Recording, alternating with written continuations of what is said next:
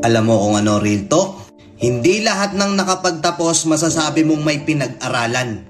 Kasi kahit anong taas ng kursong tinapos mo, kung wala kang modo at pangit ang tabas ng dila mo, walang makikisama sa'yo. At hindi lahat ng hindi nakapagtapos wala nang mangyayari sa buhay. Mas bilib pa rin ako sa mga taong marunong rumispeto, hindi bastos. Na porket nagkaroon lang ng titulo, akala mo kung sino na. May kilala kayong ganito? Oo, marami, di ba? Naakala nila porket may hawak na silang diploma, bida na sila kagad. Pwede na nilang tapak-tapakan yung mga taong hindi nakapagtapos. Hindi naman lahat. Oo, hindi naman lahat, pero maraming ganito, di ba? Minsan nyo bang naririnig to sa paligid nyo? Na may isang taong kaiinisan nyo kasi ang gaspang ng ugali. Tapos gagamitin yung mga linyahan na naturingang may pinag-aralan pero walang modo.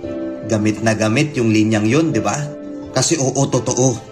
Merong mga tao dito na nakapagtapos, nakapag-aral, akala mo kung sino na. Minamaliit na nila yung mga kasama nilang hindi nakapagtapos. Akala nila bida na sila. Bigyan kita senaryo na madalas nangyayari. Nagkita-kita kayo ng mga kabatch mo noon. Ano purpose kung bakit kayo nagkita-kita? Yabangan ng mga narating sa buhay. Ikaw yung tipo ng tao na hindi nakapagtapos pero may diskarte. Maganda-ganda yung kinikita mo. Pero hindi mo yun sinasabi sa iba kasi ayaw mong magmukhang mayabang sa ibang tao. Alam